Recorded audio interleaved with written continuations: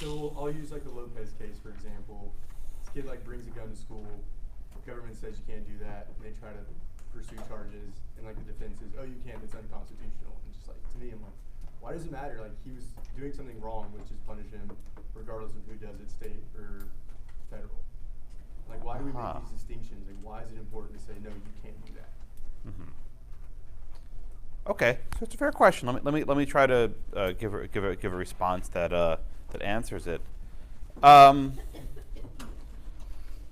Why do we have constitutional rules in general? Why do we have a written constitution? I guess the general idea is it just like gives the power to the government, like these people who we. Does a constitution give government power? Created the government, I guess. But does it give the government power? I feel like the answer to that's no. Why is the answer no? No, one at a time. Let him finish. No, it's his question. Let me answer it. Why is the answer no? Yeah. I'm not really sure. Well, we started from the beginning of the semester, right, with the discussion of what the Constitution does. And generally, at least the federal Constitution doesn't grant the government power. It restrains the government from exercising power. Now, why do we care about limiting government power? In other words, if a kid brings a gun to school, who cares if it's the state or the feds prosecuting him, right? That's basically his question. And that's actually a very good segue to today's topic. Why do we care about enumerated powers? Why do we care about federalism? In other words, if the Congress has the votes to enact some policy, maybe regulating nuclear waste or enforcing gun control provisions, why should it matter if there's some unwritten principle that constrains that? And indeed, the question Nick is posing is not one that I think I can readily answer today, but I think I'll do my best over the course of this class. Is why do we even care about federalism, right? Why do we even care about the separation of powers? And let me tell you, the justices on the Supreme Court don't agree on this either. If you look at a decision like Printz, and you have the Scalia opinion for the majority, and you have the Stevens dissent, it's like there's different planets, right? They have very different conceptions of what government does. If you look at a case like NFIB versus Sibelius, the Obamacare decision, right? You have the conservatives who say that this mandate is a violation of freedom, that it's making people buy health insurance. And then you look at the Ginsburg opinion, she says, no, that this is a law that enables people to have security in their own health and finances and ensures people have access to affordable health insurance. And the exact same law is viewed diametrically opposite, right? So Nick, I think your question's a good one. I'm not going to bite your head off at all. I think it's a commendable one. I'm also not going to answer it because I think it's a question that divides people who reasonably disagree and who view the world in just very different lights. I think the Stevens-Scalia dissent in Printz, that opinion, perhaps better than anything else articulates that sort of divide. Did that case frustrate you a bit? Yeah, I mean, that's like reading these cases is what kind of like stirred these thoughts in my head. And just like, wait till we get to the due process stuff. At least with the structural cases, right?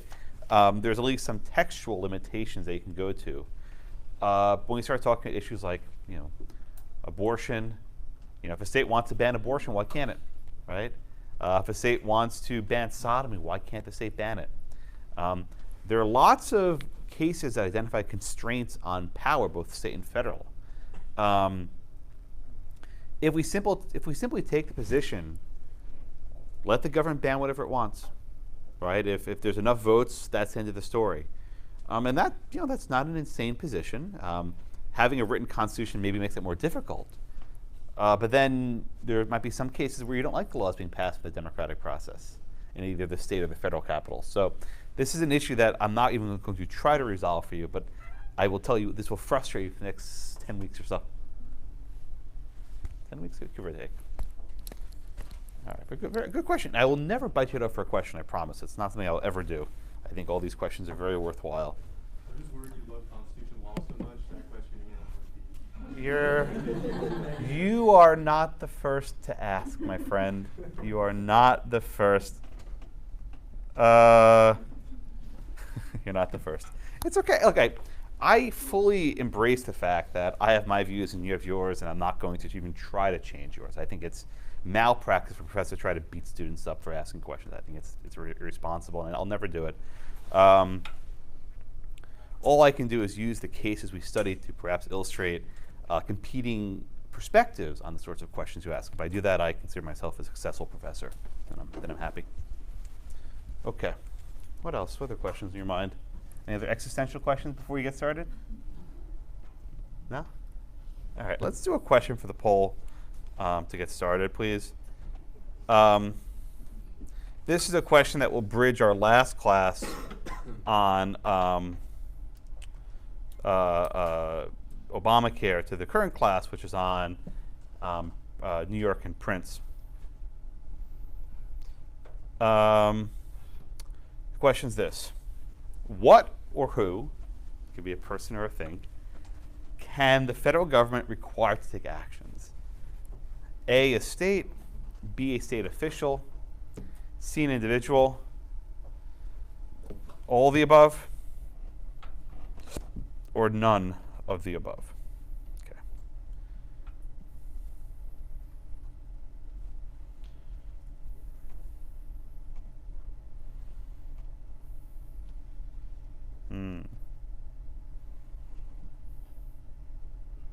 All right. A few more, maybe 10 more seconds.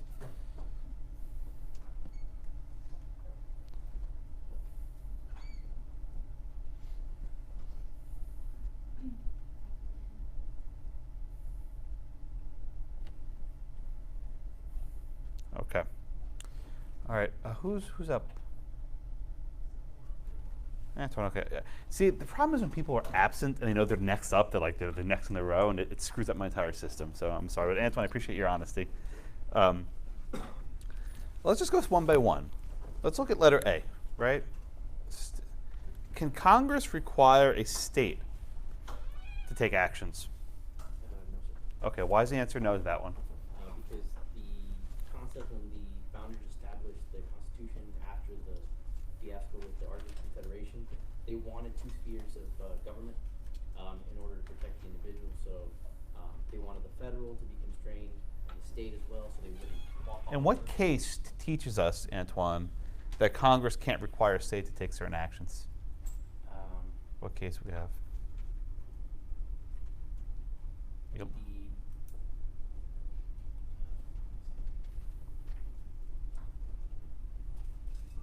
The Dole case, for example.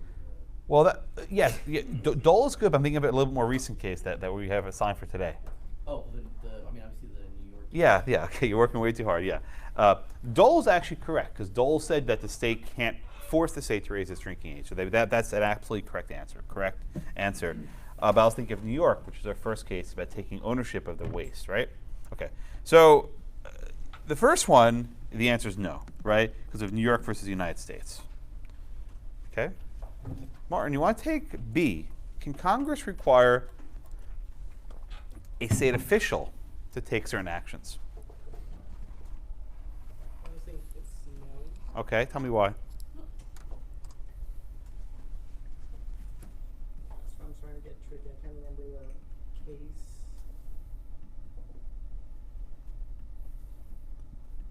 Well, we have a couple cases.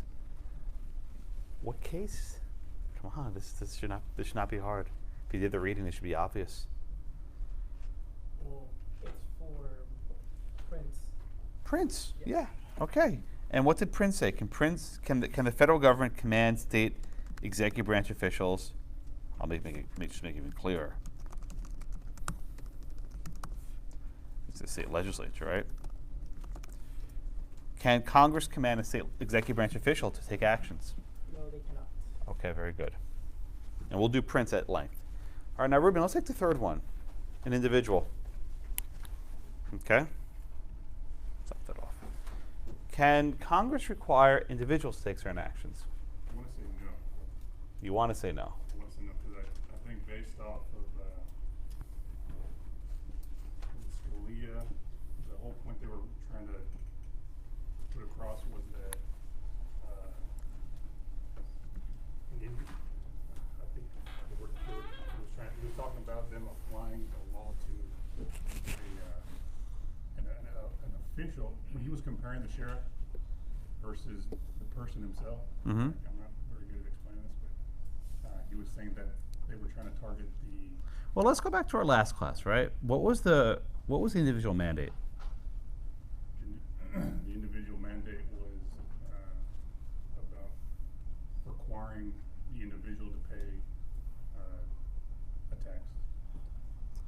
Requiring the individual to do what? What was the mandate? The mandate to do blank. To pay for not getting insurance. Well, oh, no. The penalty happened if what happened? When would you pay the penalty? If you didn't have insurance. Okay, so what was the mandate to actually do? It wasn't to pay the penalty. What was the mandate? Would require an individual to get insurance. Okay. So, Ruben, can the federal government make a person purchase insurance? No.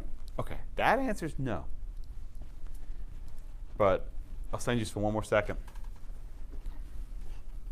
Can the federal government make you do other stuff?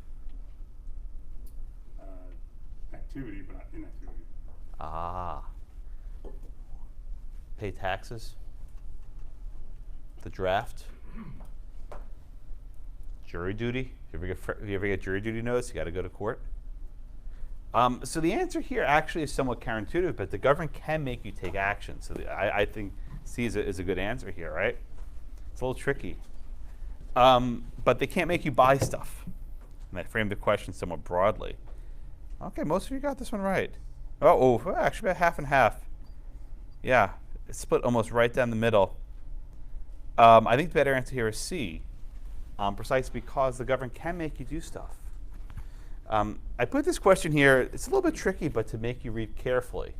And if you just said, oh yeah, they can't make you buy insurance, that would say, oh, of course, that's the answer. But there's other stuff Congress can make you do. And the dissenters in NFB actually walk through some of those instances. I think they can make you do. I think here the better answer is C. But as a general matter, right, the federal government's limited in what regulations they can put on states. Okay?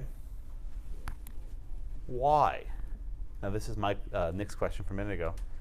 Who's next? Michael, are you next? Okay, Michael, let me ask you a question. Why do we care about whether Congress can mandate states to do stuff? Why is it important for there to be limits placed on federal power in this context? Why is it something that is relevant? Because the states have their own policing power. Okay, sure, but so what? So if you gave Congress that power, then it wouldn't be solely for the states. Yeah, but Nick says, so what? The kid brings him to school. Why do we care to prosecute some state or federal government? Like, why should it matter? In other words, if Congress has the votes and has the political will to go tackle some social problem, why should federalism, which is not expressly stated in the Constitution, limit it? Why can't Congress do what it feels is the right thing to do? Why is federalism important? Because it could conflict with the states. Exactly. That's the point, right? Why can't the feds trump the states? Why are these limits in existence?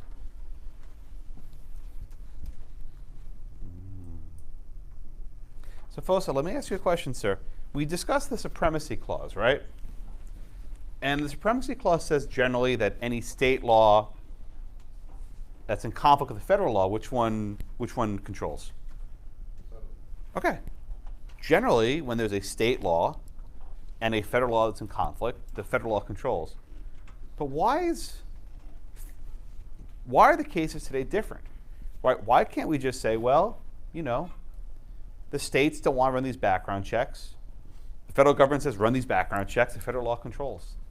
Right? Why isn't the answer that just federal law controls? Why is federalism sort of carve out an exception to the Supremacy Clause, right? With the cases today, it's the state law that controls over the federal law, right? Everyone see that? It's backwards from what we studied before. Why, folks? Why do we flip the Supremacy Clause on its head here? I'm gonna get the answers. Okay, please. The first one is, I always had the perception that they feared that to create another monarchy when they speak Britain, they don't want to give the federal government too much power. Mm-hmm. And also the reading indicated that if the people want to choose federal law, they will choose federal law, but if people want to choose state law, they'll choose it. They don't want the state to take action, they don't want states to use federal law and get the brunt of the blame while the federal government sits back and relaxes. Oh, I think you gave me two answers. Both of them are very good. Thank you for that. Let me see if I can unpack them. So the first one he says is there was a fear of monarchy, right? To be sure, he's right. At the time the Constitution was being debated, many people in America were afraid of having this strong centralized government, that it can give rise to basically another king, another monarch. Now, we had, under the Articles of Confederation, a weak central government, which had almost no power. So they tried to make the federal government stronger, but not too strong, like Goldilocks, right? You know, just right, just the right temperature. Now, the second point he made, I think, is actually is an even better point. He references the concept of political accountability, right? So let me give you an example.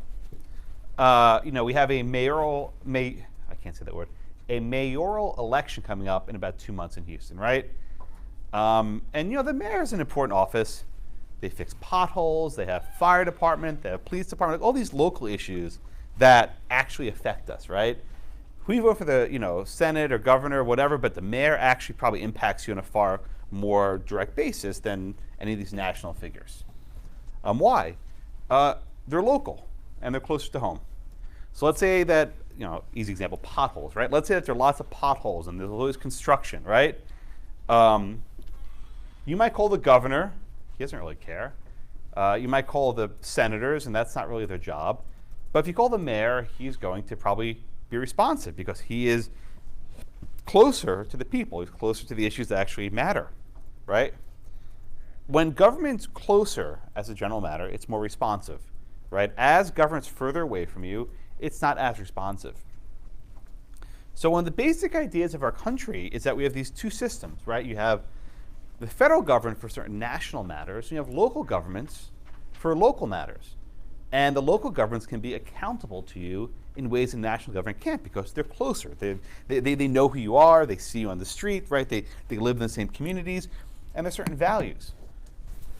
But what happens when the federal government imposes mandates, right? Congress tells New York, you must take ownership of this radioactive waste. You have to do it. Okay. So then New York opens up a toxic waste dump in some guy's backyard, right? The guy goes, what the hell is this? Why is there a waste thing? He's like, well, we have this federal mandate. I don't care. You're the one who did it, right? I'm going to vote you out of office. I don't care about this president. It's not my problem. You're doing it. And that way, local officials will get blamed for mandates imposed by the feds. Or let's say you live in Ravalli County, Montana, and you want to go buy a gun. And you go to the gun store and say, sorry, you have to go talk to Sheriff Printz and get some paperwork done, right? It's like, I'm not going to blame Congress. I'm going to blame the sheriff because he's not letting me get my gun when I want to get my gun. So the idea of the federal mandates in the two cases we have today is it distorts what's sometimes called political accountability. Everyone get that concept, right? But so what, Braden? So what? Lots of federal laws distort federal accountability, right? Are you next? I guess you are. Repeat the question then. Yeah, sorry. Braden, who cares if it distorts political accountability, right? Let's say the federal government, mandates some kind of environmental regulation that says nationwide, all cars must meet certain regulations. And you live in, Texas, and hey, I have to buy this more expensive car I don't want, right? My local official can't say, you know what, Josh, go buy a different car, right? They can't do that. Who cares if federal law distorts political accountability? All federal laws do, right? The Bank of the United States made Maryland have all these financial problems back in the day, right? Why are these cases different? Why do we create an exception to the Supremacy Clause because of federalism, whatever that is? You're asking what's the point of federalism? That's a good question. Individual liberties, probably. How so? Well, I mean, if I'm in a state, like, let's say Texas, for instance, I mean, if the federal government can just roll up in here and just say, oh, this is the law, I mean, what's the point of my government then? But they do that all the time. They set national standards for this and national standards for that. Texas enacts a law and then Congress preempts it. Why are the mandate cases different, right? Why do we allow Congress to set standards nationwide? We don't allow Congress to force the states to then enforce it. Why is that a different story? I guess essentially it's just they're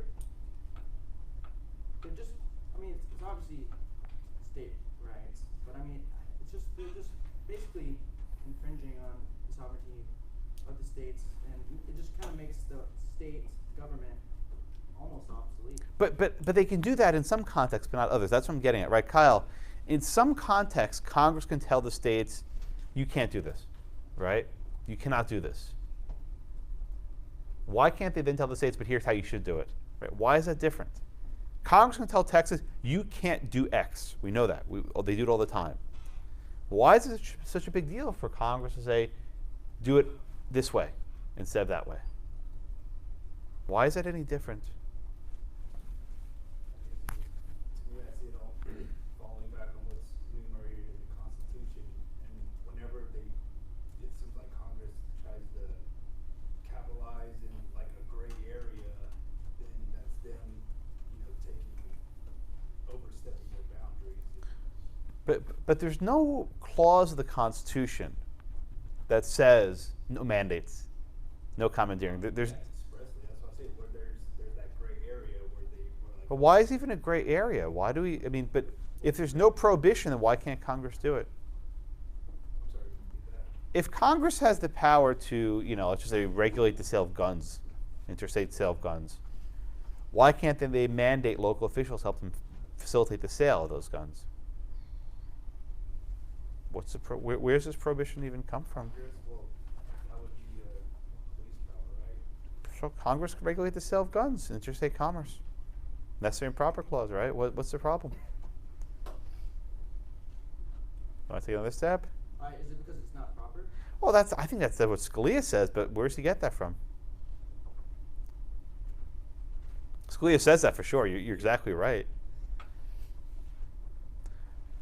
This sort of discussion is trying to get at a point, and maybe I'll clarify it just a bit. There is no express federalism clause in the Constitution. That there's no such provision, right? There's nothing that says Congress cannot make states take action. Right? We have the 10th Amendment. Is that a hand? Is it because if it's not stated that Congress can do it, then the states?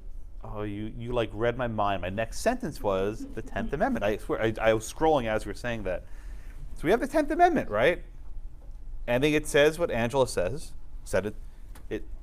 Angela was describing the 10th Amendment, let me say it like that. And it says that the powers not delegated to the United States by the Constitution are reserved to the states or the people. In other words, if Congress doesn't have a power, that power belongs to the states. Okay? What are Congress's powers?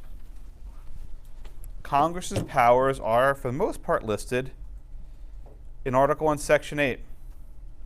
Right? It lists, 17 or 18 clauses. They can regulate commerce. They can, establish post offices. All these things. But then they have the necessary and proper clause, which says that they can enact laws to carry into execution the foregoing powers. right? There's no clause that says you can establish a bank. We know that from McCulloch. But they have the law, a power to make a law that's necessary and proper to regulate commerce, which includes the bank. So, Amy, why can't Congress issue an order to a state in order to regulate its other powers, right? Congress can, without question, regulate interstate shipment of radioactive waste. Why can't they order the states to take precautions to prevent this waste from spilling and obstructing commerce? Why is that not a necessary, proper action for the government to take? Why isn't it necessary and proper for them to issue a command to New York to handle this waste? Because it requires them to have power over the state officials rather than individuals. But why can't they do that? Why is that not? Why is it not within Congress's necessary and proper powers? Because that was not the purpose. That's not what anybody was intending with the Constitution. How do we know that? Because they went with the New Jersey plan, or not the New Jersey plan, which revolved around the federal government having power over individuals rather than states. Okay. Mitchell, let me ask you a question, right? So a minute ago, actually, Braden gave an answer. He said that it's not proper to order the states to do what we need to do, right? Why is it not proper? Because federal power requires that a state legislature legislates, and that they perform the actions of governing.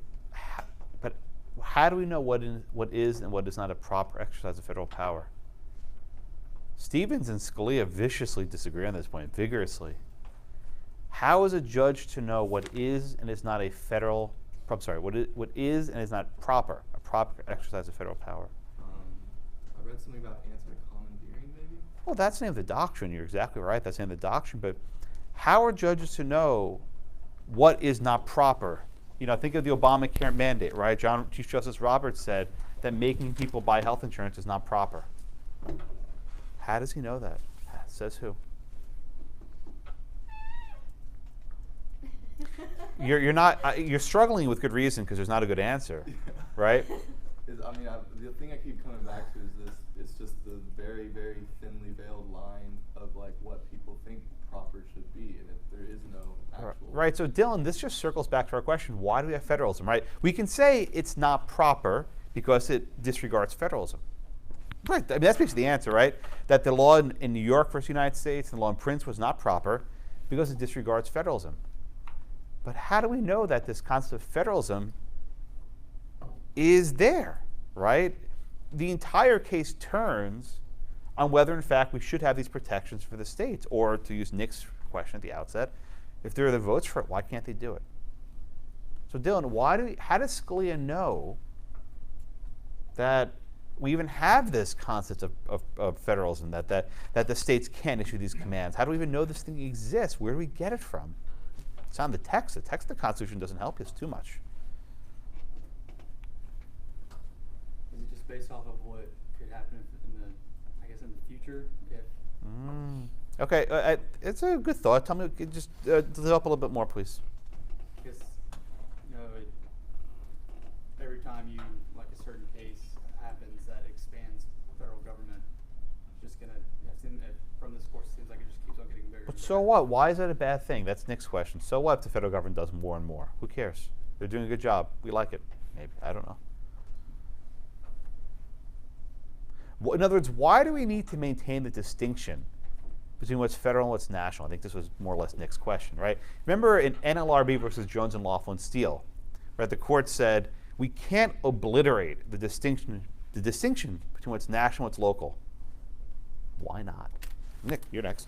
Why not? Why can't we obliterate that distinction? I lean towards the accountability aspect. I mean, the state and their officials are more closely tied to the constituents of that state, and so they can more readily reflect what it is the people want or think they want. But how do we know that? I mean, who cares? There are lots of ways in which the federal government distorts accountability.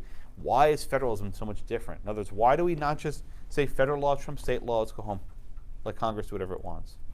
Let's make this the state government subordinate to the federal government. So under the Supremacy Clause. That's what I struggle with. That's why I answered that question. It's like, Yeah. you can say that's because that's what the framers wanted, but you don't really know why they want it. I don't know that their reasoning for why they wanted it still applies some 250 years later. And that's what I struggle with. Okay, and that's a fair struggle, and I think the justice. If you're struggling, it means you're thinking. Don't accept what you read in this class as gospel. It isn't. Without question, it's not gospel. All right, so this was a lengthy exercise, but I think it serves a good purpose. The textual argument for the commandeering doctrine, right, is easy. I can explain it to you in a minute, right? I can explain it to you very quickly. The 10th Amendment says Congress only has the powers that are delegated. All other powers are reserved to the states. Okay. So the question is, does Congress have this power? Step 2, necessary and proper clause.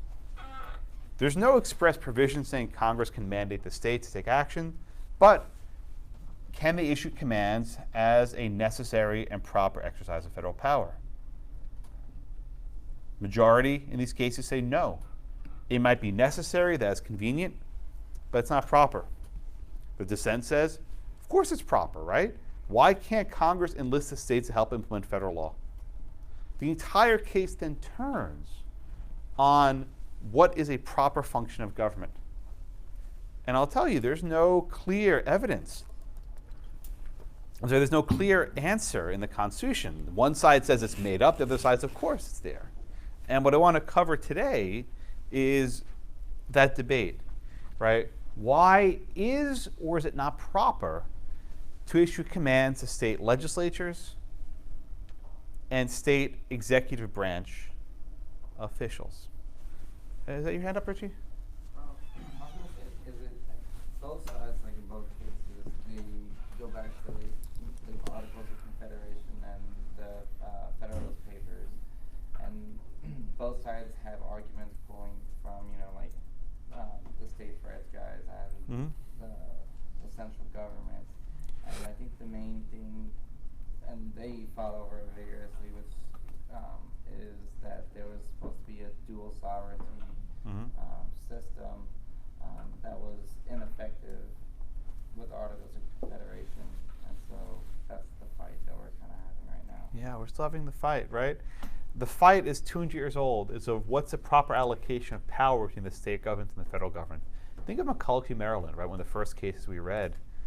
Congress creates this bank. They put a branch in Baltimore. Maryland says, no. We're gonna regulate that bank. We're gonna tax it out of existence, right? If Congress has the power to charter that bank, then Maryland can't enforce its taxes. But if Congress lacks the power to charter that bank, the bank doesn't exist. Printz is exactly the same thing. If Congress can command the sheriff to run the background check, then the sheriff can't object. But if Congress can't issue that command, then the entire law is unconstitutional. It's basically, we haven't gone very far from McCulloch. 220 something years later, we're in the exact same space. 200 years later. It was 1824, give or take.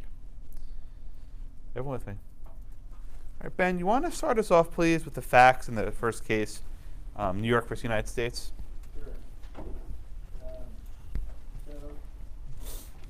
What was happening is there was 3 states in the United States which had disposal sites for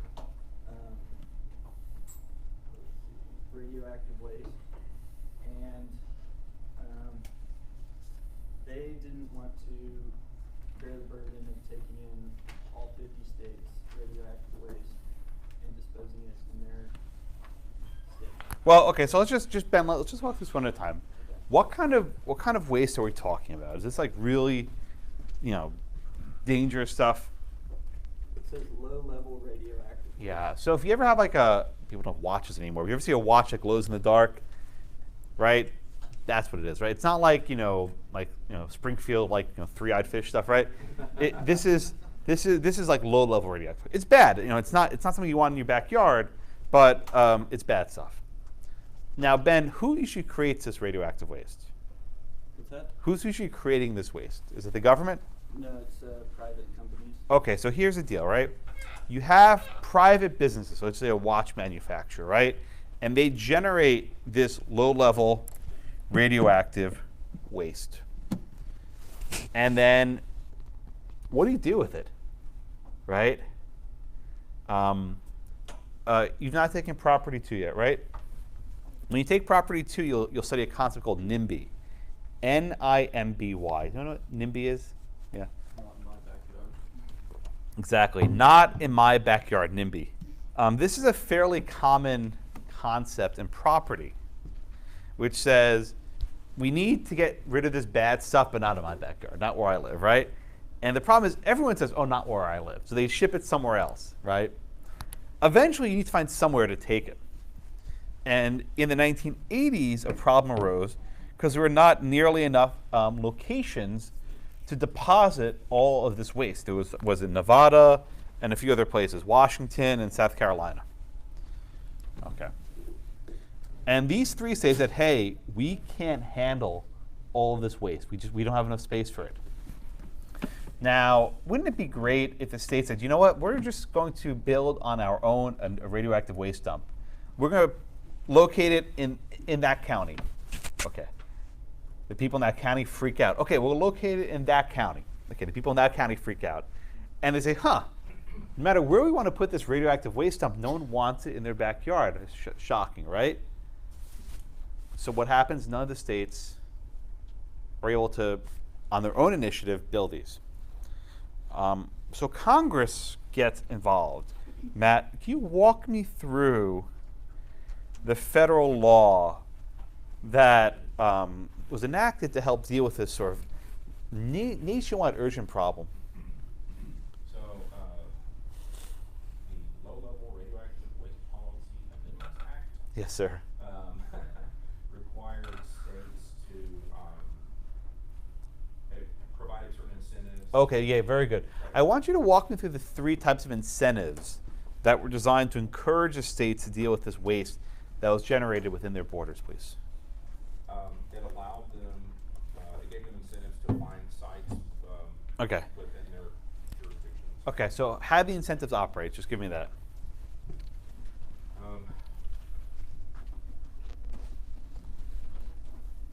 I remember it was like a carrot and stick situation.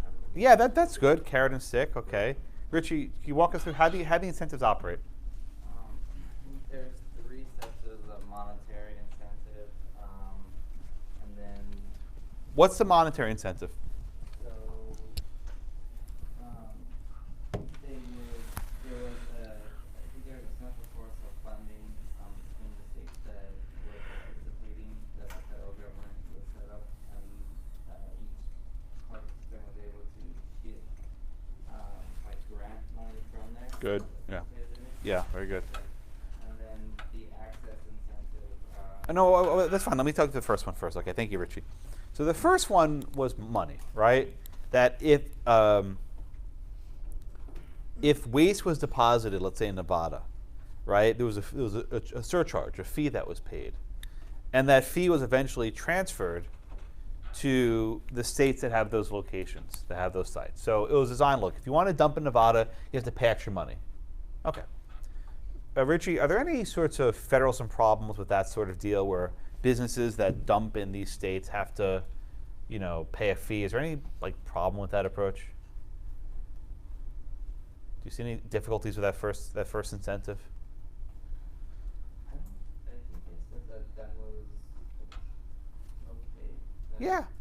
Is there any problem if Texas wants to dump waste in Nevada and Nevada charges a little bit more money? Is there any does Texas should be offended by that? No, they're providing a service. I think everyone agrees. They're providing a service. You get paid for it. That one doesn't bother me at all. Okay. All right, Sergio, what's the second one, the access incentive? The second one was about the denial of access. Okay. How does that work? So there's a state so Nevada could basically deny Texas's waste. They could turn it away, yeah. And then what happens if they do that? Texas would then be required to take title to. That's the third one. Okay, so that's, everyone sees the sequence, right? First, okay, we'll just charge you a little bit more money. Okay, that's not a problem. Okay. Second one, hey Texas, you want to dump your waste in Nevada? Sorry. Turn around, go back home. Now that creates a problem, right? Right? If access is denied, then that waste has to go somewhere. And Sergio, what's the third provision of the program? The take title provision. Okay, and what was that one do? So Texas would, once they're denied by another state, they would Yeah. be required to take ownership of the waste. Yes. And on top of that, they would be, I guess, liable for the damages that. Exactly. Very good. Thank you, sir. Take title. The word title, you probably know from property, means ownership, right? The state has to assume ownership of the waste. Again, this is waste generated by private businesses, like a watch factory. But Texas then has to take ownership and has to deal with it itself, find a place to bury it. And guess what? If there are any damages, right, tort or otherwise, that results from handling the waste, who pays for it? Not the businesses. The state pays for the waste damages. And that can be very expensive. Environmental cases are very lengthy, very costly. So effectively, New York then has to take ownership of this waste. Now, I'm sorry, Ray, let me ask you a question, please. I'll ask a question like this. This is going to be a tricky question. It might take me a minute, but I'll get there. How does state government operate? Can the governor just do whatever he wants? Okay, so how does the governor of any state usually exercise his powers? Well, he's in coordination with the other two branches. Right. Legislature and judicial. Right, so let's say that the governor of Texas wants to actually take ownership of this waste. What would he need in order for the government to actually take ownership of the waste? What would need to happen first? Legislation, yeah. At this time, Ray, did New York or Texas have any legislation that allowed the governor to take ownership of the waste? No. In order for New York to comply with this law, what would the New York legislature have to then do? Pass a law. Everyone see that? He's exactly right. If you take this law seriously, right, that the states are obligated to take ownership of the waste, you need laws, right? You need regulations for handling it, right? Maybe you need to hire people to actually transport the waste. You need to hire, trucks to transport it. You need to hire decontamination units. I don't know, right? I'm making stuff up, right? But you got to do stuff. When Congress says you take ownership, it's actually a command to the state government to enact laws. To enact laws. To actually build the regulatory framework to do this, right? The governor can't say, okay, look, I'll just shove this stuff from the governor's mansion, right? I'll put it in the back seat of my car. No, you can't. That's not how government works. You have to actually have a process in place. You need regulations, right? You need funding. You need staff. You need equipment. You need all the stuff that government does. But here's the rub. Is that Brandon? Brandon, does the government have this power?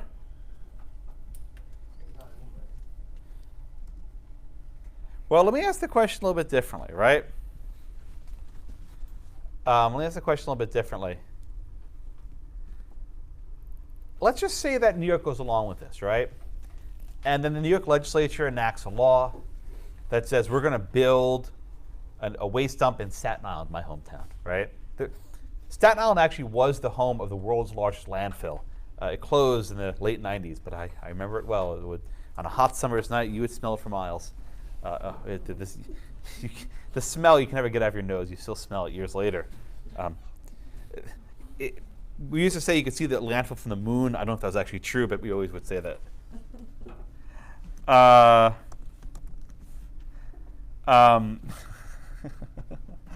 But let's just say, Brandon, that the state actually went ahead and enacted all these laws, and a landfill is built in Staten Island. Who do you think the good people of Staten Island would blame for enacting this sort of law? Not Congress, the states, right? So this puts the states in a tough position, right? They're now obligated to pass these laws, fund the collection of this waste, hire people to work it, buy equipment, right? Piss off their constituents in Staten Island, which I don't care about because it's Staten Island. There's actually a line. Remember the movie Men in Black? There's one scene where they're saying, Queens gone, Brooklyn gone, Manhattan gone, and they say Staten Island gone. No, they say Staten Island gone. He's like, oh, thank God, right? It's a very subtle line, but Tommy Lee Jones says it very quickly, but it's in there. My dad gets mad when I dump on Staten Island, but it's whatever. But Brandon's right. It would create a lot of problems for New York. And so New York's in a tough spot. Now, New York's maybe not so sympathetic here because they were the ones who actually wanted this legislation, which is something that the Dissent makes a big fuss about. I was like, they wanted this damn law, and now they're complaining about it.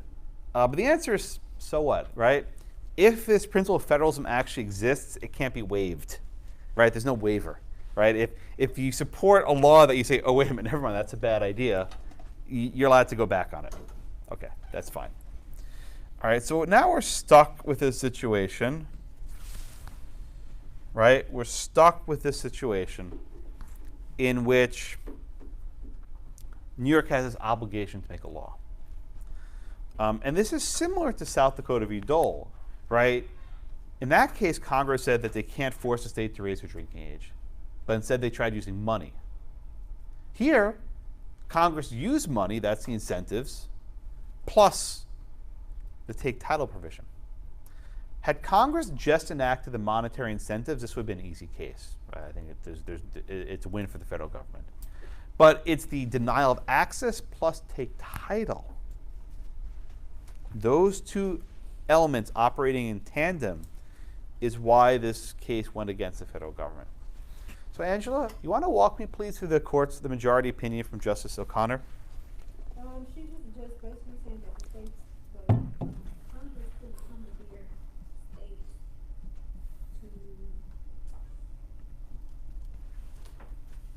to mandate legislation in Congress states. Okay, that's exactly right. Congress can't mandate legislation, right? Congress cannot force the state legislatures to enact laws.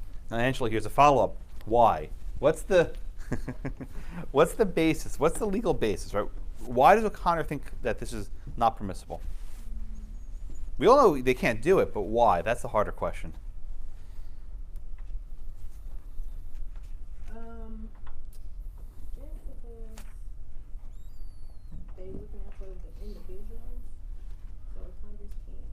Well, why does O'Connor think it's important to protect states, right? It's the 10th Amendment. Let me ask the question, Angela. Is the answer here the 10th Amendment says no? Is it because of the 10th Amendment? Mm-hmm. What does O'Connor say about the 10th Amendment?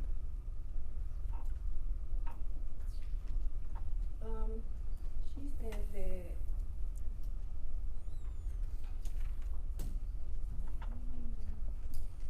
what does O'Connor actually say about the 10th Amendment? Sort of probably unexpected. Well, you were maybe surprised when you read that part. It's like, wait, what'd she say? That's not what I thought. Especially given the holding of the case. Right, Hannah, what does O'Connor say about the 10th Amendment? It secures freedom of individuals because it's local representatives and federal government. Well, that's absolutely true. You're 100% correct, Hannah. But does the 10th Amendment actually control this case? In other words, does the New York law run afoul of the 10th Amendment?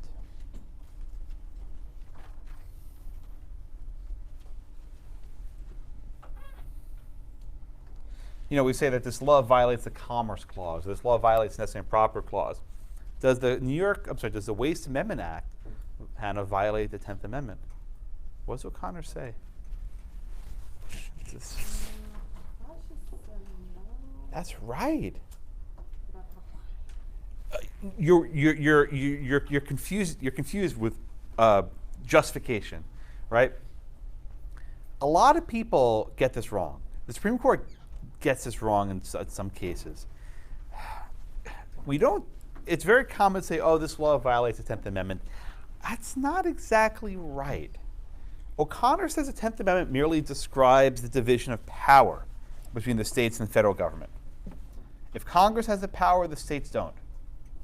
If Congress lacks the power, the states have it. Right? It simply describes relationship. As one increases, as federal power increases, state power decreases. As state power increases, federal power decreases, right? She described the 10th Amendment as a truism.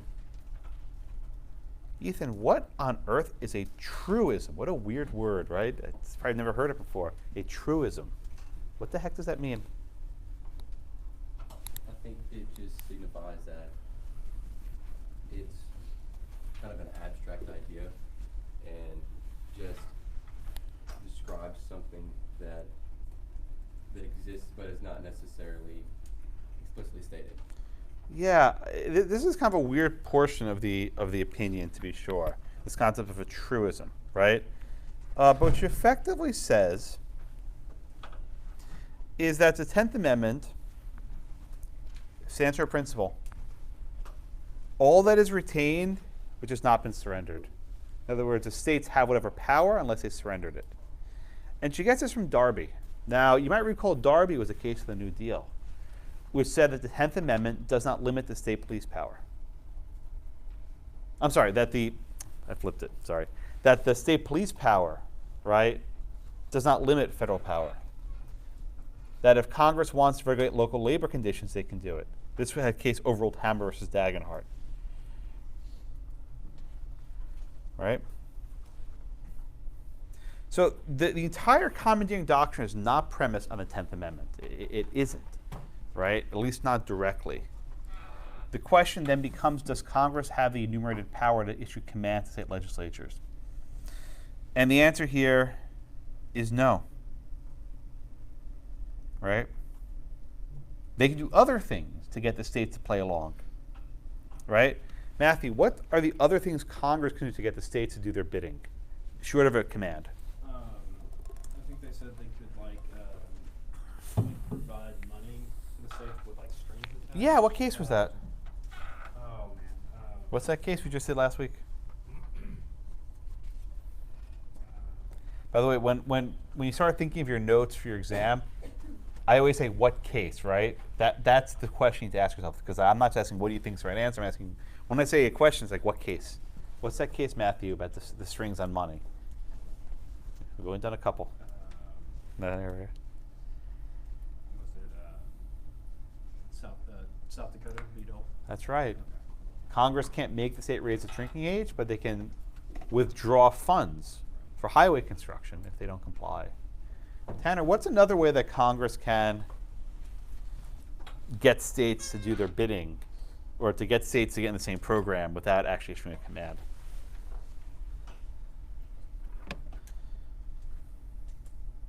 What else could Congress have done?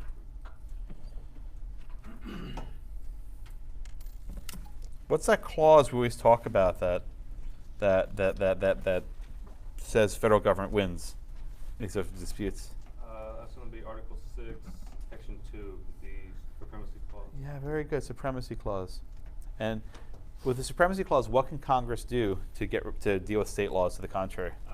You could create a law that would address the issue. A national law that preempts. Remember the word preemption?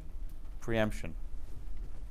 Right, so Congress could pass a law preempting state laws. Say, look, every state must have the same regulation of radioactive waste, and private businesses have to deal with it. Congress can do that also. So O'Connor says that Congress can do other things, right? Supremacy Clause, Commerce Clause, spending power, to get states to get on the same page. But what they cannot do is command the states to implement federal regulations. Right? They cannot direct the states to implement federal law. They cannot commandeer. And this word commandeer, maybe you've seen it before. This class, probably not. When you see the word commandeer, think of the word command, right? They can't issue a command. I think of the word command. That's how I look at it. There's no actual case that holds this before. The court has sort of hinted at it before. But New York was the first case that established this concept of commandeering. The Congress kind of issue these commands to the federal government. They can encourage the states to regulate with financial incentives, but they can't force them to do it.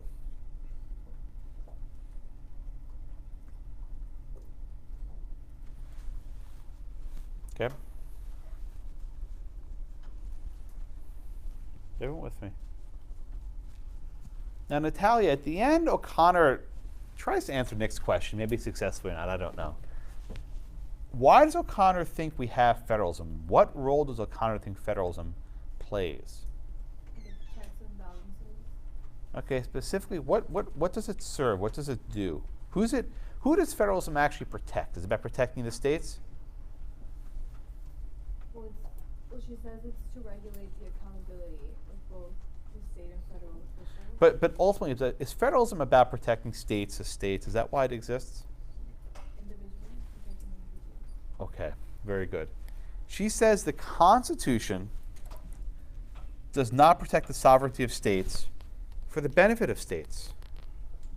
To the contrary, she says. The Constitution divides authority between federal and state governments for the protection of individuals. And she quotes another case, I don't assign, but you can read if you want, called Gregory versus Ashcroft. She says that federalism secures to citizens the liberties that derive from the diffusion, the separation of sovereign power. In other words, people will be more free when government's divided. That when you have this federal and state structure, it will be more conducive to protecting the freedoms of the people.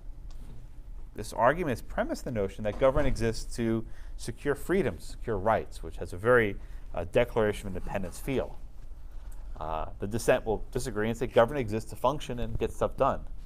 And these are two diametrically opposite perspectives of why government exists. But New York was one of the first opinions to actually articulate this very clearly. Right? O'Connor doesn't explain the necessary and proper argument well enough. We'll get there when Scalia does a much better job, I think. But O'Connor sort of just danced around it. She doesn't exactly explain it because they haven't quite figured it out yet, but they got around to it, a decade later. Actually, about 5 years later.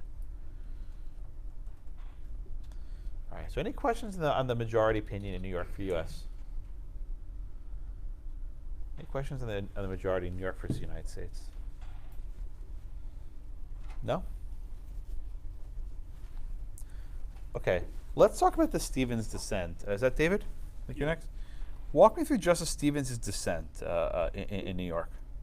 Really, he was saying that government did have the power to force states to implement law. Right. He looks at the Articles of Confederation, right, the thing that came before our Constitution, and he realized that under the Articles, Congress couldn't issue commands to states. It couldn't, and that was a failure. So as a result, he says, the Constitution remedied that problem such that Congress can issue commands to states. Right? Remember, they could issue requisitions, they could basically ask for money, but they couldn't enforce it. He says that history suggests that Congress does have this power. And that the 10th Amendment does not impose any limits on this power as well. For example, Stevens says, in times of war, Congress can draft soldiers and command states to supply troops. Now, Scalia responds to that in Printz, saying that these are actually not commands, they're requests. What's the difference between a request and a command? If you say no to a request, nothing happens to you.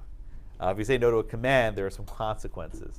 So, query, could Congress have actually punished the states if they failed to go along with these commands? But the Stevens dissent here was, I think, was fairly tame, because I don't think he cared much about the New York radioactive waste. It wasn't like a really big deal. The next case, though, was a big, big deal. Okay. Any other questions on New York versus the United States before we go to the next one? Okay. All right. The next case is Printz versus United States from 96, 97? Let's get the year. This case was not a Second Amendment case, but the Second Amendment was lurking in the background. Indeed, Sheriff Printz was now is a board member of the NRA. Right? So the NRA was very closely involved in this suit, but it was not directly, at least, a Second Amendment case. Instead, the case turned on a provision of the federal, the Brady Handgun Violence Protection Act. Okay, Nolan, what did this Brady Handgun Violence Protection Act do? What was unique about this law? It was going to allow federal firearm dealers to instantly do background checks of Okay. So eventually, right? Eventually, Nolan, if someone went into a handgun store and they wanted to buy a gun, there would be some sort of a background check process that could be done fairly quickly, right? Did that process exist at the time this law was enacted? No, it would take time to be set up. Okay, so during the time in which this database was, it's now called the NICS, the National Instant Check System, right? Background check, NICS, NICS. So while NICS was being set up, what was the sort of interim, temporary solution? They were going to require chief law enforcement officers or basically state executive officials to conduct background checks in their jurisdiction. Okay, very good. Here's Congress's thinking, right? It's like, look, we just enacted this huge gun control bill. We want to make sure that people who are buying firearms from stores are getting background checks performed. It's going to take us a couple years to build this database, right? You know, it's a brand new system. So in the interim, we have options, right? Now, Nick, what could Congress have done instead of relying on local state officials? What else could they have done? What might an alternate option have been? Give a monetary incentive to perform. Okay. So they could have offered local sheriffs funding, saying, hey, we'll give you some money if you run these checks for us. What do you think Sheriff Jay Printz would have done to that offer? Oh, he would have turned it down. Yeah, I think. Let me show you a picture of this guy. This guy is out of central casting. I mean, he looks the part.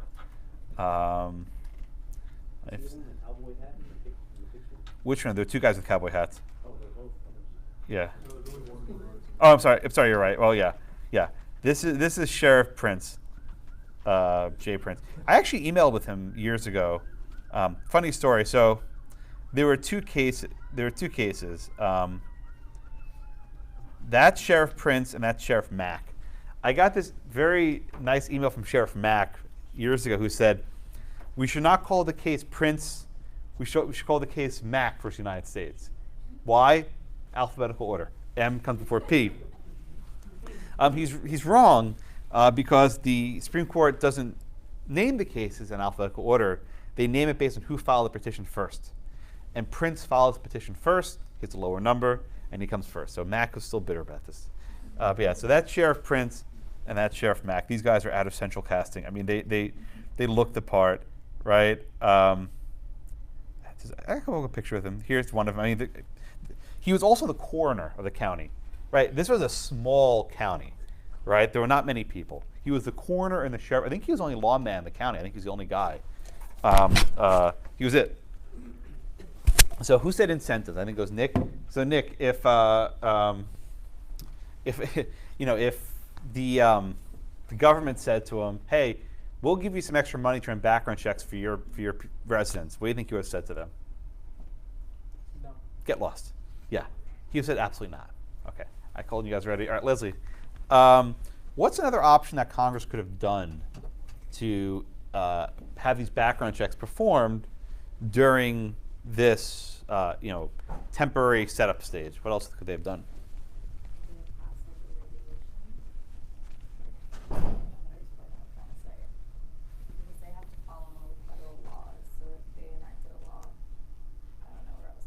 Well, they did. Here they enacted a mandate for the local sheriffs to do it. I'm asking what else could they have done, short of mandating the sheriffs to do it themselves?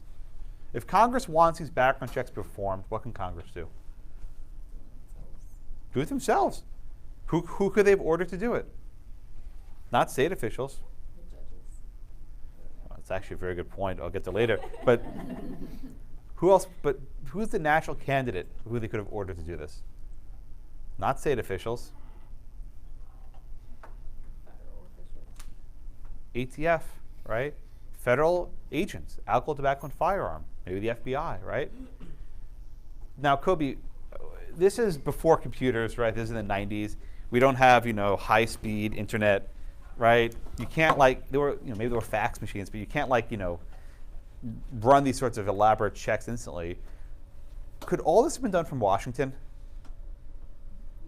What would Congress have had to do to actually make this thing work if they wanted to use federal officials? They have to go into every state. Every county. Right? Congress would have had to send a federal agent into every single county, probably, to be available to run these background checks. Kobe, how do you think the people of Ravalli County, Montana would have reacted if a federal ATF agent was stationed in their county and he would now decide who gets a gun? Not very happy. Yeah, there would probably be a revolution of some sort. So, I mean, what Congress did was not unreasonable, right? Congress said, look, we're not going to send federal agents into every single county in the country. That would probably be unpopular in some quarters, right? So instead, we're just going to work with local, right? Whoever the local sheriff is, we're going to work with him, right? He was elected, he's trusted, we're going to work with this guy. Jason, how did Sheriff Printz, our friend over there with the, huge arms, right? The guy's like a tree. How did Sheriff Printz react? He didn't like it. No, he did not like it. What did Sheriff Printz say about this law? He was in the Constitution. Yeah. Now, Jason, let's just put aside the Constitution for a minute, right? I told you he's the county coroner, he's the sheriff, he's the only lawman in the county. Do you think he has the resources to actually take on these extra jobs? Maybe not. What if he doesn't want to sleep? Does the federal government give him any money to run these extra background checks? I don't think so. No. Does the federal government hire a deputy to help him with these checks? No. Okay. Now, Jason, if the sheriff wants to spend more money on these background checks, does he just take the money out of his pocket and just do it by himself? Where does that money come from? The state.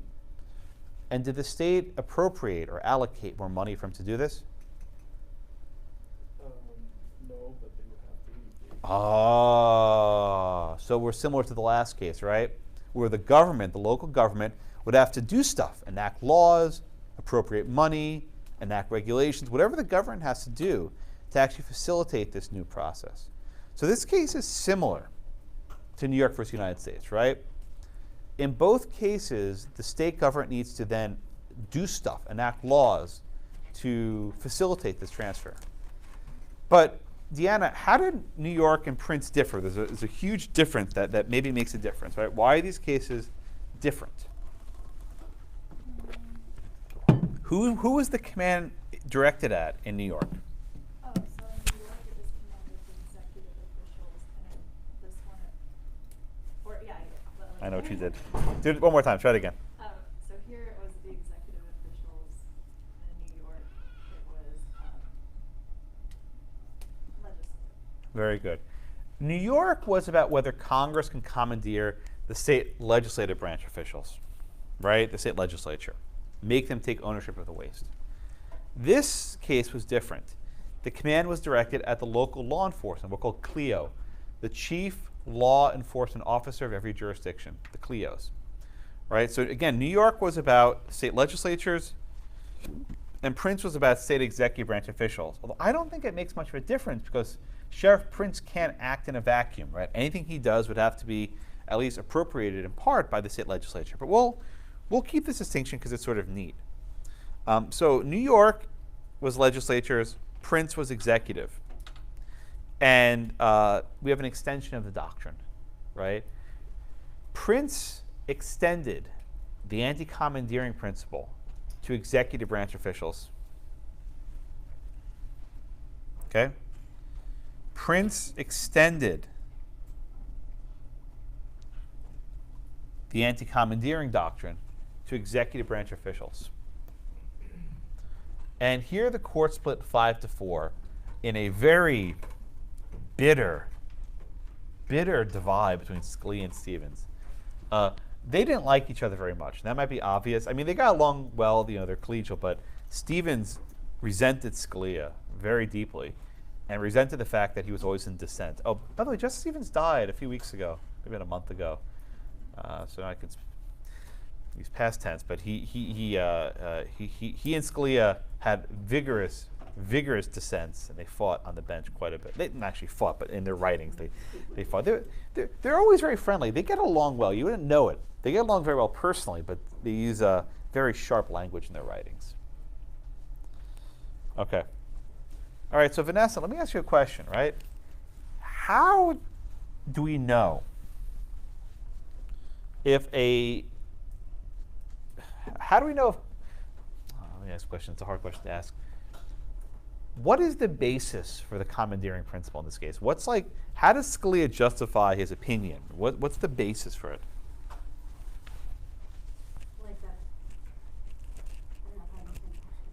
I know it's a bad question, but there's no commandeering clause in the Constitution, right? No precedent.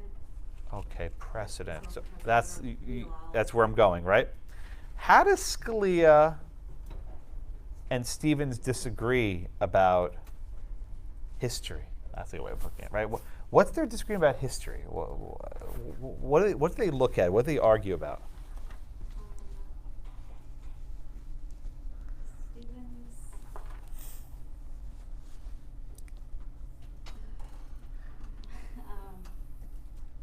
Well, let me ask this question, Vanessa. And I realize this is a hard question. If I want to go to the Supreme Court, and I'm Sheriff Printz's lawyer, and I say, Your Honor, this command is unconstitutional, and they say, give us some proof, give us some evidence. What's some evidence that I would put forward to suggest that this is not valid? It's not enumerated in the Constitution, and there are no cases and whatnot that. You're so close. If there are no cases, what does that mean? If there's never been a challenge to a commandeering law like this, what does that suggest? You're so close.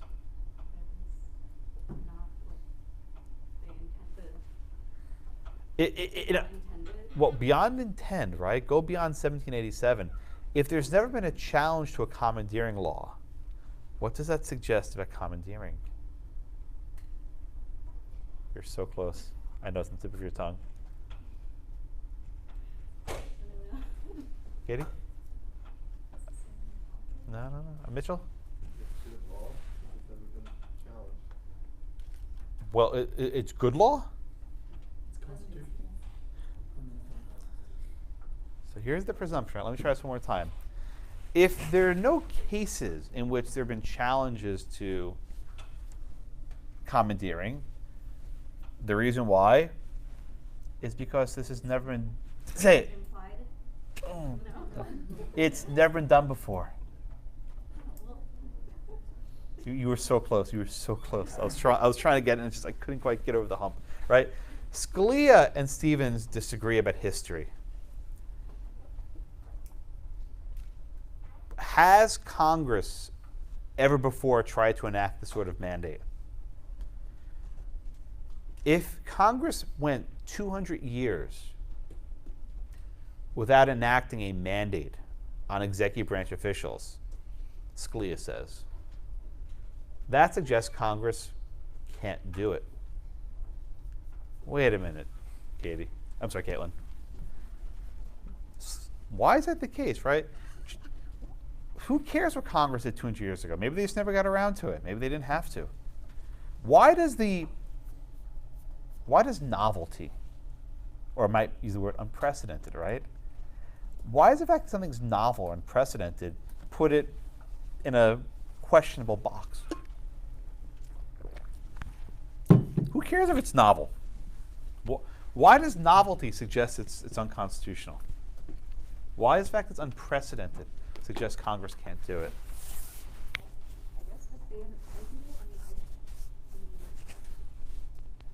Caitlin, if our republic has gone 200 years and this has never been done before, what does that suggest about whether Congress can do it?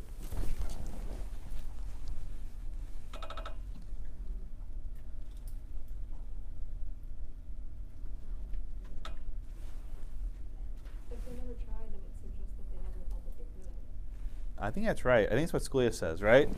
I think what Scalia says is if it's never actually even been tried, that suggests Congress thought they didn't have the power in the first place.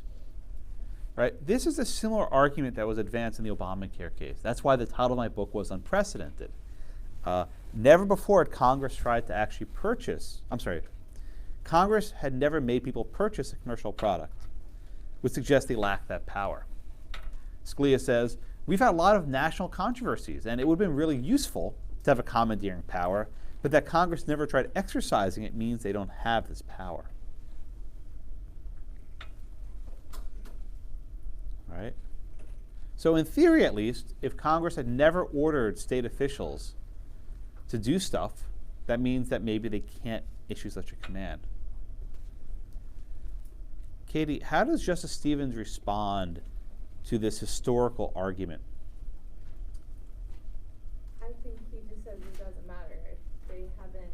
Well, he says that, right? Okay. So, I'll do that one first, then I'll get to Jamie with the next one, right? But does Stevens care much about this novelty argument? This unprecedented argument? No. Right. What does Stevens say about novelty? Does it matter for him? No, but What? I don't know the exact version. Well, if you had to guess, right? Why do you think Justice Stevens would not care about novelty? Because when the Constitution was written, they talked about it being evolving to fit the time. Okay. In place, so that there are things they couldn't foresee at the time they wrote the Constitution. Right. Stevens takes the position that there are lots of powers that Congress exercises today that they did not exercise in the 1790s. And if we limited the court's approach to this novelty argument, then there'd be a lot of unconstitutional stuff, right? Therefore, we shouldn't look much at the fact this argument's novel. All right, everyone get that point. Now, for Jamie, the follow-up is, Stevens actually responds in history. Does he agree with Scalia that there's no evidence of commandeering in the past? Okay, what evidence does Stevens bring forward? I think, if I remember correctly, something about the supremacy. Okay, supremacy clause involved. What sort of commands, Jamie, did Congress issue to state judges?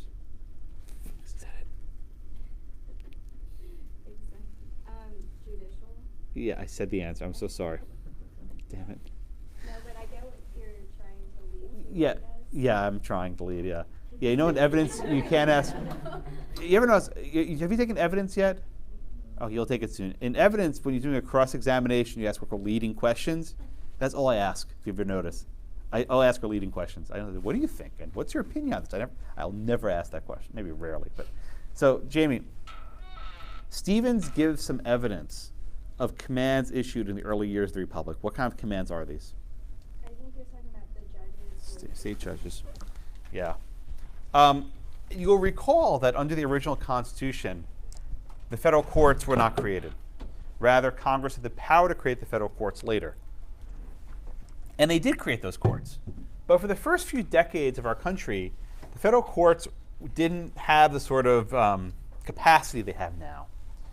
As a result, Congress would rely on state judges to perform, for example, citizenship ceremonies, right? Right? They would perform citizenship applications. They would register aliens seeking naturalizations. They would resolve disputes involving ships in federal waters.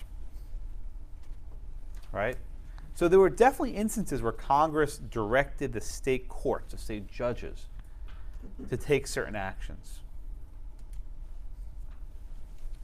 Okay, Nancy, how does Scalia respond to this argument? What's Scalia's response?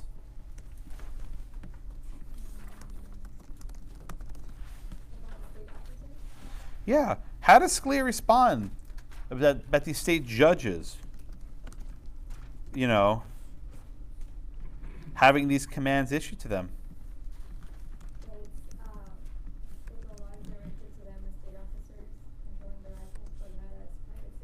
That's exactly right, and that comes later with the commandeering argument. But my point here is more narrow, right? What does Scalia argue about why the state judges perhaps could be commanded?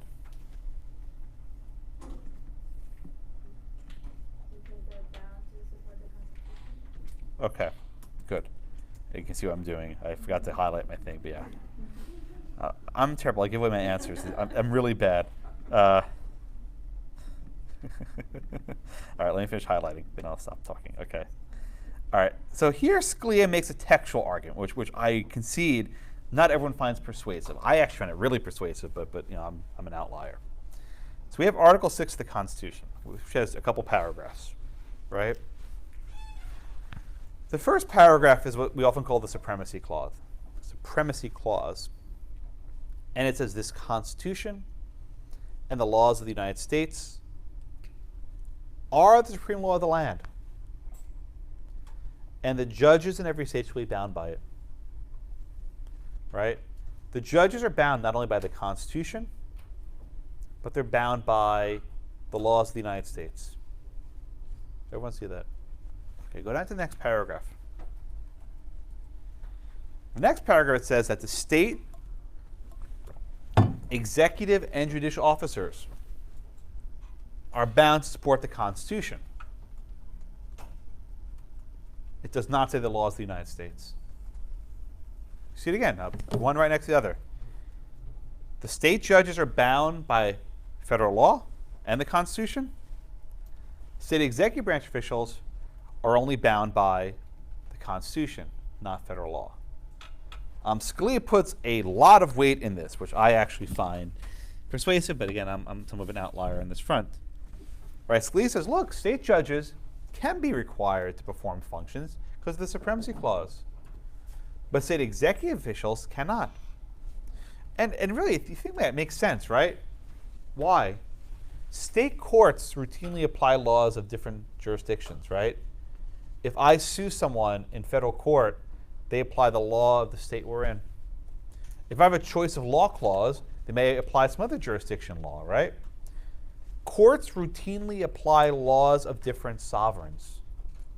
So it's not surprising that the framers expected the framers expected the state judges to enforce not only their own state law, but also federal law.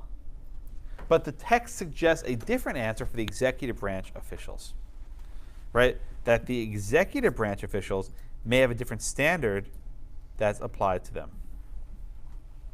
Now, again, this is not obvious, but I think this provides some basis for the commandeering doctrine.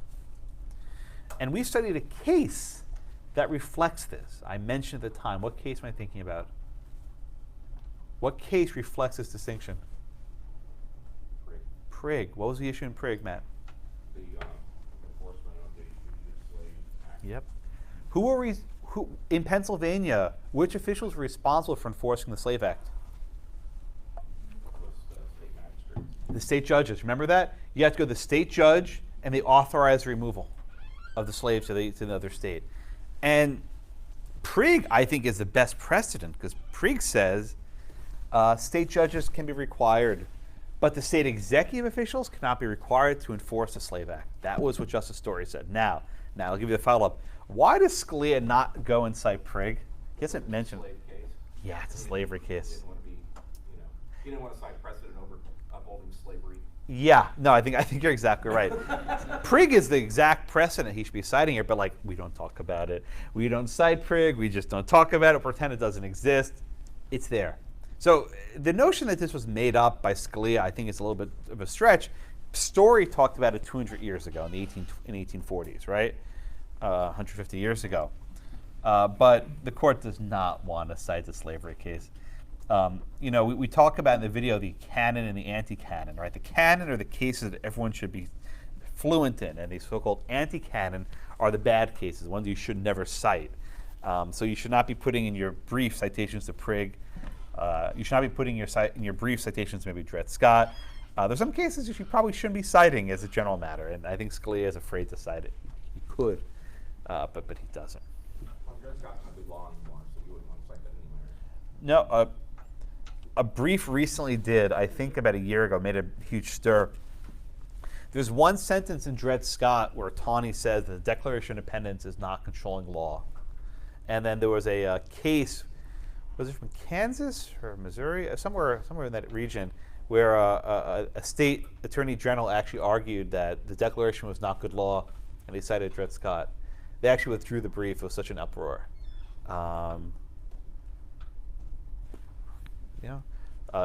Dred Scott also said that the right to bear arms is a fundamental right, and that gets cited not infrequently in other contexts. It happens. It happens. Anyway, but this is the argument between Scalia and Stevens. Stevens says, "Oh, the state judges were bound," and Scalia says, "Oh, yeah, state judges can be bound." Okay, but Ben, there are more recent examples, right? For example, Stevens says that presidents have ordered states to provide troops for war and things of that nature. How does Scalia respond to that?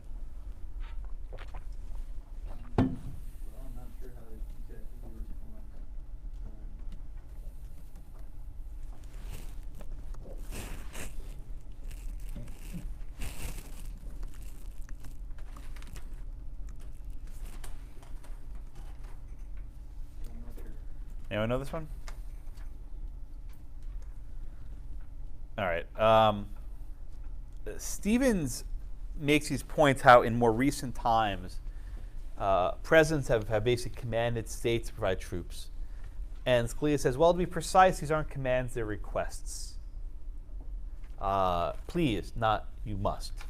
How do we know the difference between a request and a command? Well, with a request, there's nothing that happens if you say no, and a command, there's a punishment. And the states would not be punished if they failed to comply. Okay, so there's that argument as well.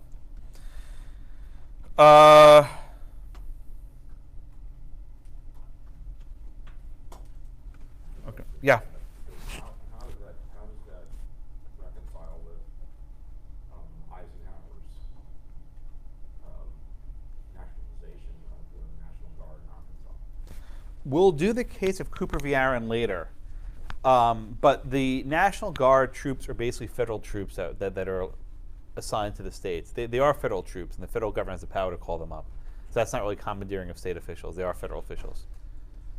Right. They're generally under the authority of the governor of the state unless the president says otherwise. Right. Okay. All right. Questions so far? All right. I want to turn now back to the text of the Constitution and the necessary and proper clause. Sorry, I have a quick question. Oh, I'm sorry. Go ahead, Nick. Just right there, the way you have highlighted. Yeah. Why do you have executive not lumped in with judicial? It was at a different color. Why? Oh, When I read it, it's like I feel like the executive should be held to support the Constitution as well. Well, support the Constitution, but not the laws of the United States. So look at the difference, right? The first paragraph says the Constitution and the laws of the United States. Okay? The second paragraph is only the Constitution. So the reason why I highlight them like that is there's some textual contrast between the duties imposed upon state executive branch officials and the duties imposed on state judicial officials, right? Does that answer your question? Yeah, I guess I kind of think of it a little bit more circular in that, like the Constitution grants Congress power to do these, to make laws. Might be stretching it a little further than I should. I see what you're doing. Well, let me give you an example, right? Justice Stevens, again, who dissented in Printz, wrote a book a couple years ago. It was called, was it 5 Amendments or 6 Amendments? He proposed 6 amendments to the Constitution. These were all amendments that would have made his dissent majority opinions, right? Basically, I was critical of the book, let me put it that way. Basically, it's like his burn book, right? Like all the things that he was not in the majority. Let's change the Constitution to make me the majority. All you would need is one more justice, but it's It's whatever. And he actually proposed modifying the Supremacy Clause. Right? So again, he proposed an amendment, and it reads like this. The Constitution and the laws of the United States shall be the supreme law of the land, and the judges, and he added in the bold, and other public officials will be bound thereby. So he basically adds not just judges bound, but other public officials bound.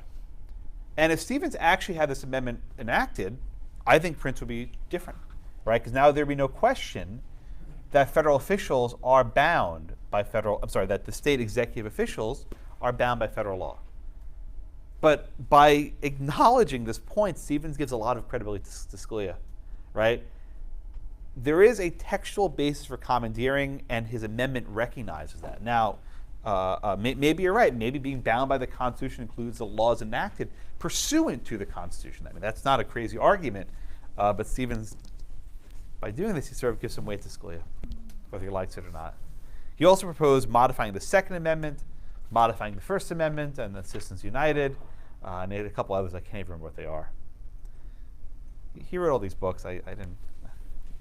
He had a very, I mean, he died about a month ago. He had a stroke, and he died very quickly in like maybe a couple days. But he was still like active. He was still writing books. He was still giving speeches. He was like still playing tennis. I mean, he was a remarkable human being till the end. He was very active, very vigorous, but he went very quickly. He passed away about a month ago. I'm not done with the case yet. Okay, let's go back to necessary and proper clause, if I may. Scalia here gives, I think, what's the court's best discussion, or the most clear discussion of the necessary and proper clause. And he explains that there really are two separate inquiries, right? McCulloch v. Maryland, right? McCulloch v. Maryland was primarily about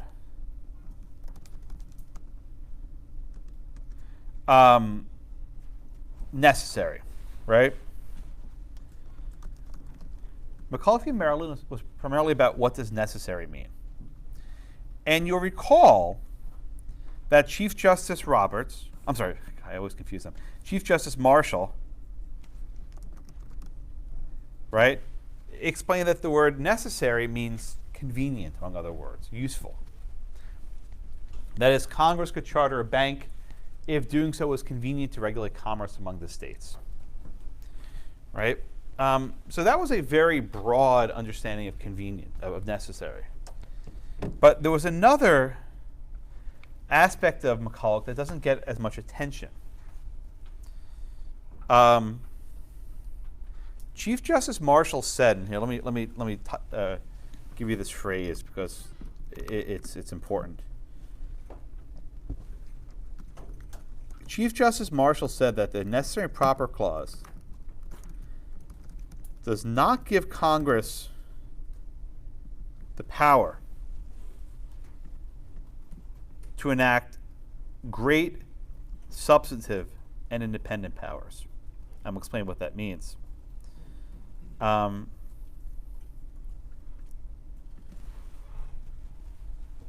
When you think of the necessary and proper clause, think of like a dog with its sort of tail wagging, right?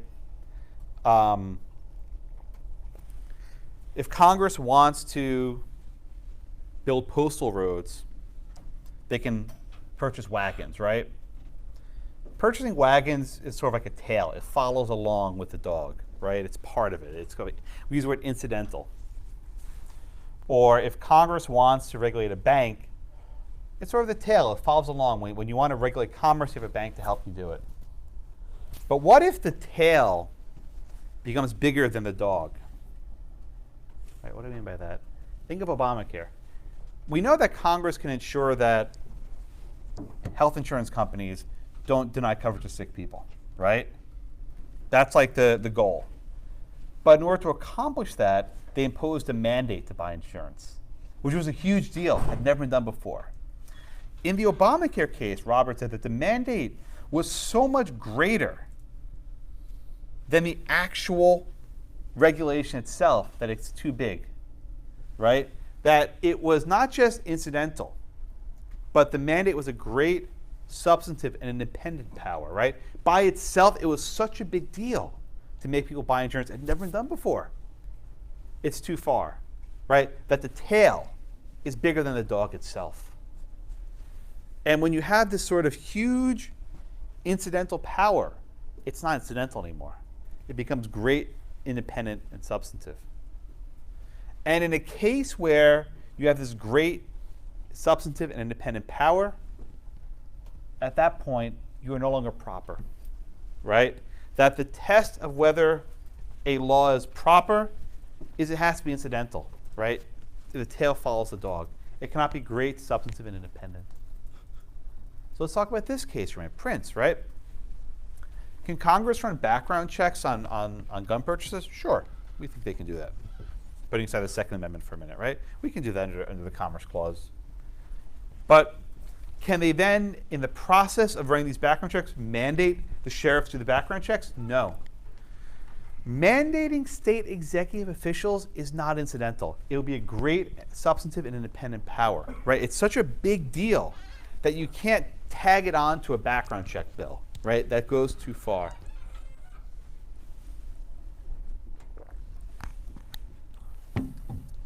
So Printz is not a case on whether it's necessary. It's absolutely necessary. It's convenient under the McCulloch rule. But it's not proper, Scalia says, because it's this great substantive independent power, right? It's this big follow-up that can't be supported, right? Think of like a tiny little chihuahua with like, a 5-foot tail, right? You can't have it. It has to be proportional, right? You have to have the thing you're doing be bigger than the tail itself. Now, this is not very helpful, not very clear, and I'm doing the best I can. But Printz gets at this idea, and the Obamacare case, I think, does it more clear. Chief Justice Roberts, for all things I hate him, he has a very good job explaining this concept. I don't hate him. I hate his opinions. But he has a very good job explaining this concept. I think he actually nails it. Okay. All right.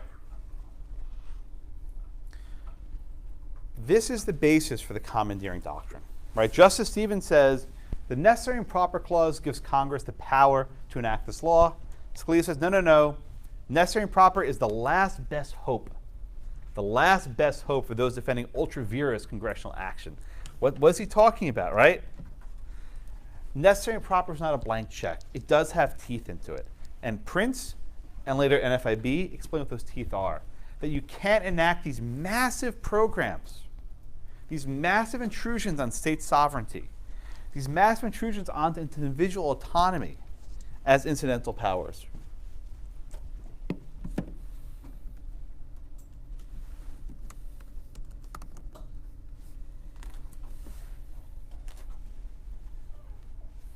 Okay? Scalia writes, when a law for carrying to execution, the Commerce Clause, violates the principle of state sovereignty, it is not a law proper for carrying to execution the Commerce Clause. Rather, it's an act of usurpation. And why was it not proper? Because the law violated the principle of state sovereignty.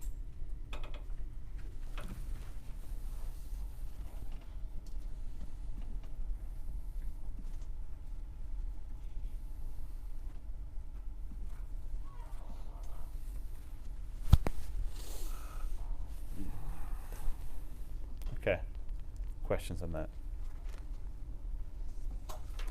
All right. The sanctuary state doctrine still has a lot of salience today.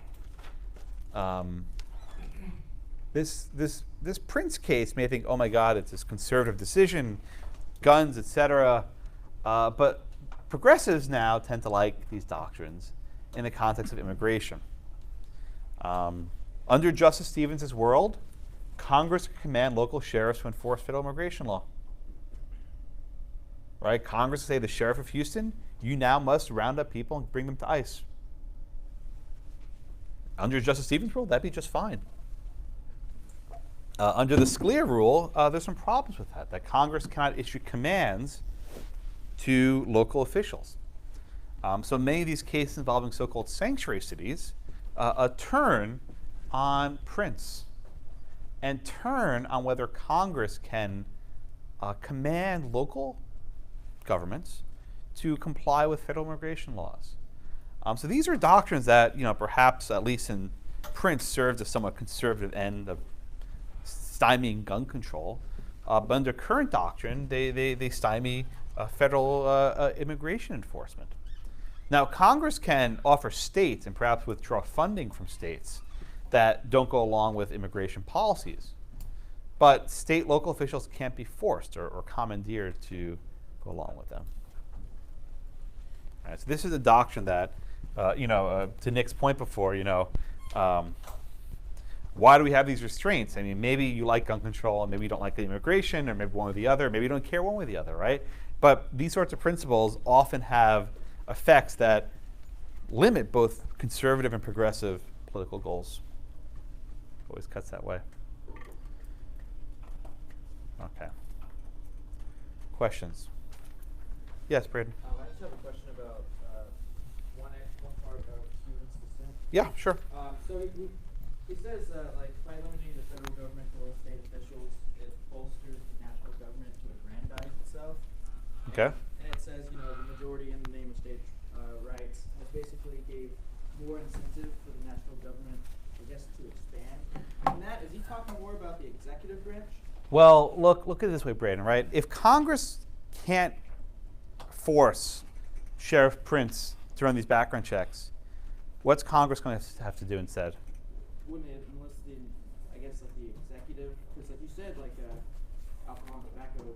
Send agents to Montana. Right, so isn't there more incentive for the executive government to be bigger with their reach in order to... Well, that's Stevens' argument. Here they're trying to cooperate with the states, right? Work with their own infrastructure. But instead now they have to expand the size of the federal government and send troops, or federal agents into the jurisdictions to run these background checks. So yeah, there's some irony, I suppose. By limiting the power to commandeer, you have to effectively grow the federal government to now pick up the slack. Now Scalia would respond, well, just don't do the background checks at all, right? That's what Scalia would probably say, just don't do them. But I think Stevens makes a point that if you can't direct the states to do it, then you need more federal agents. Is your hand up? Yeah. So this is kind of the same principle in this case, I think, a little bit. So like when you go to, in the past, when you went to purchase an NFA firearm, it'd be like NFA is National Firearm Act, yeah. It's like a suppressor for barrel round or something like that. Suppressor is a silencer. You have to translate for everyone else. Used to, you could bypass the ATF basically by forming a gun trust and having the CLEO sign off on it. Yeah. So was that kind of the same thing here when the federal government was kind of giving that power to the states as far as the gun trust, ask me after class. It's a complicated issue. But, because now you can't anymore. Now you have to go through the ATF. Okay. Just ask me after class. It's too complicated. Gun trusts are ways to title a gun in someone else's name. So let's say you live in New York, but the gun is actually owned by a trust in Alabama. You can actually keep the gun in New York even though it's owned by a trustee in Alabama. This throws cops for loops. I know a lawyer in Alabama who does these sorts of trusts. He has a guy in Boston who has all these weapons that Boston would be illegal, but they're actually owned by a guy in Alabama. So there are so many ways to legally bypass every single gun control law you could imagine. It's all laws are riddled with loopholes. Lawyers are smart people. They find ways around things. So a trust is one way of bypassing some of those restrictions. The cops goes like, you can't have this. It's not mine. It's a trustee. I'm just holding it from. I'm joking. They're creative lawyers for just about anything. See, you're very creative. Yeah. What else? All right, that's all I got. I'll see you all next week. Have a wonderful weekend. No, I'm not here on Tuesday. The 16th. Constitution Day is on the 17th. I will not be here on the 16th. I got some stuff in D.C. I'll be back on Thursday. So have a nice long week. I'll see you guys on Thursday. Thank you.